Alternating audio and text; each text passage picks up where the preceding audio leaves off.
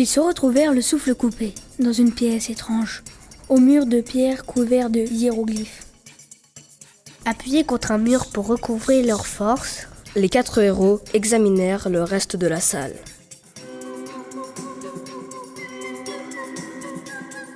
Au centre trônait un sarcophage en or massif. Pas de doute, ils étaient dans un tombeau égyptien. Dans un grand bruit, le sarcophage s'ouvrit, projetant une lumière éblouissante.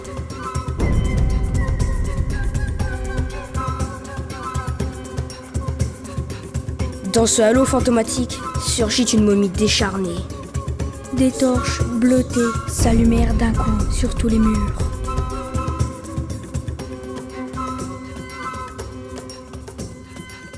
La maléfique apparition commença à parler. Je suis Yamandra, le seigneur des morts, et je vais vous poser une énigme. Si vous échouez, l'un de vous restera prisonnier dans le royaume des morts. Qui sera assez vaillant pour y répondre? Je vais essayer, risqua Itachi d'une voix tremblante. Attention, jeune humain, on commence. Voici mon énigme. J'ai 4 pattes le matin, 2 le midi et 3 le soir. Qui suis-je? Je sais pas moi, ça a aucun sens! Bégaya Itachi avec terreur. Le fixant droit dans les yeux. Amon-Ra claironna. Ah ah ah ah! Dommage pour toi, petit humain. Tu as échoué. Désormais, tu m'appartiens. Il fit claquer ses doigts et Itachi s'enfonça dans le sol. Il poussait des cris de douleur et quelques secondes plus tard, il avait disparu au fond des enfers.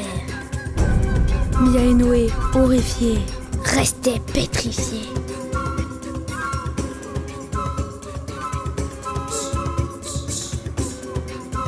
Alors Emma, folle de rage, hurla en toisant la momie. Sale monstre, rends-nous notre ami!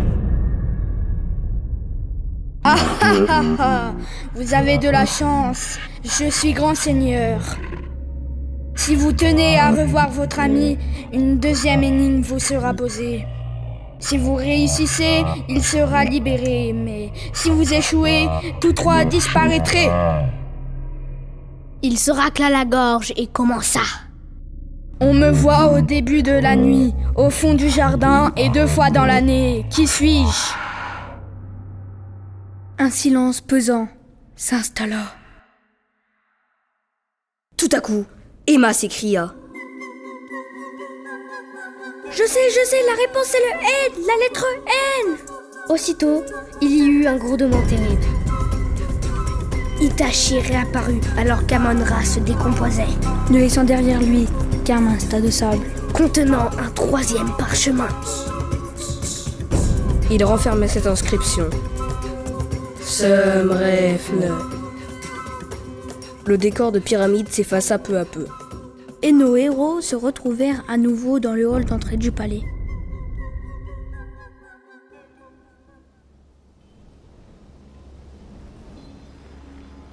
Nixie était là et battit des ailes avec joie quand elle les découvrit. Trop puissant, les mômes, vous avez démonté les créatures d'Oogie Woogie. Mais maintenant, va falloir affronter le boss en personne. Ouais, faut en finir avec cet endroit, y en a marre. Protesta Itachi. Je suis d'accord avec toi, marmonna Emma. Nixie, tu peux peut-être nous éclairer sur tout ça? Sapiol est là-haut, mais moi je reste là, désolé. Bon courage. Au fait, regarde, nous avons trouvé ces drôles de parchemins. Tu sais ce que ça veut dire? Demanda Mia. Ah, incroyable! C'est une magie très puissante. C'est la formule secrète d'Oogie. Ça pourrait bien vous être utile pour la bataille finale. Ok, finissons-en alors, dit Itachi. Un escalier en colimaçon sans fin semblait mener à l'étage.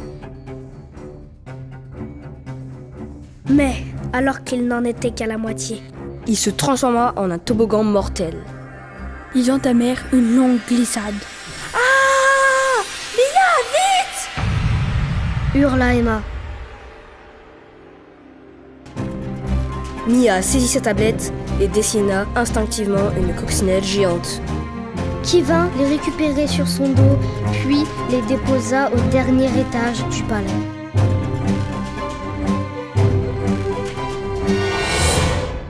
Là, une gigantesque porte cloutait leur barrer la route.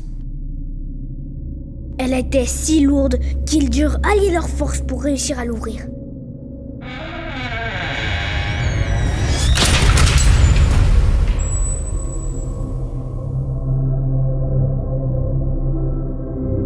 Waouh! Quel luxe!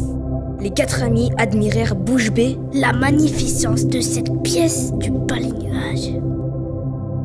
Des colonnes richement ornées soutenaient les murs. Recouverts de tentures aux couleurs chatoyantes. D'épais tapis de fourrure tapissaient le sol.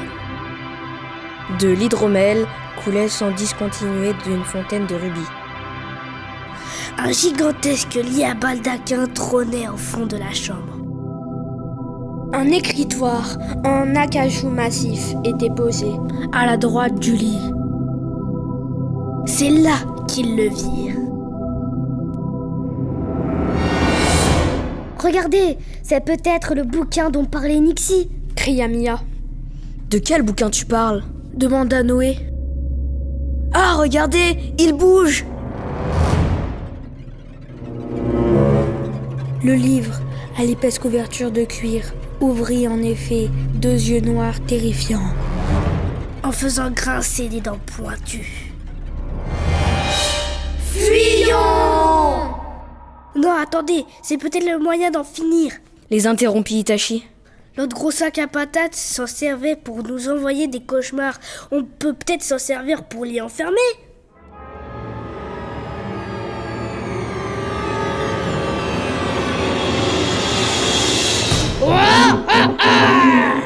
Qui a un sac à patates ici?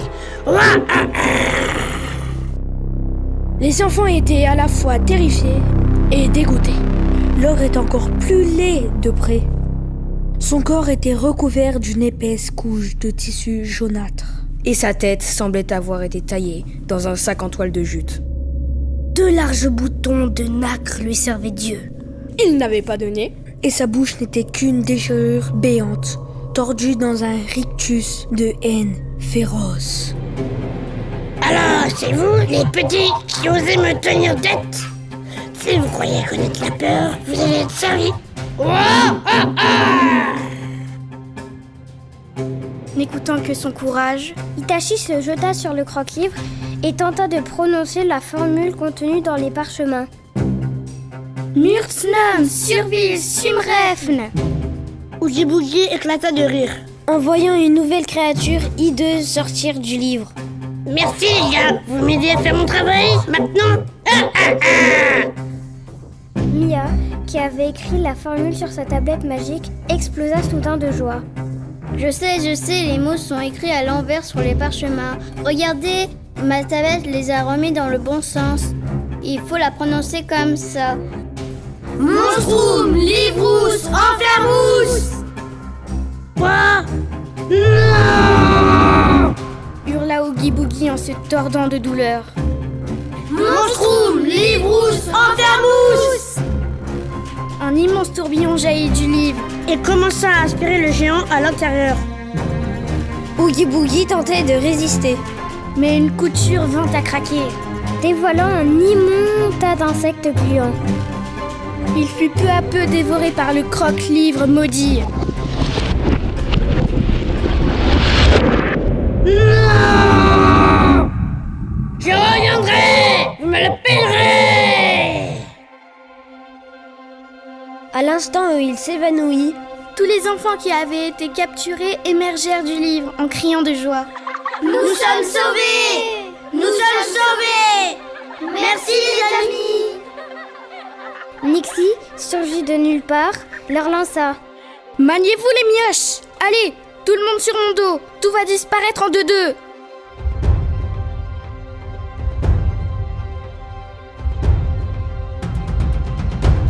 Le palais nuage commençait en effet à s'effacer dangereusement.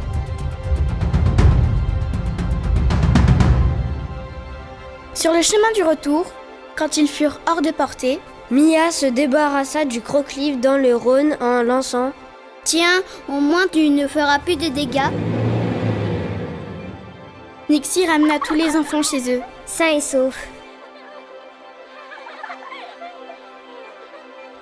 Waouh!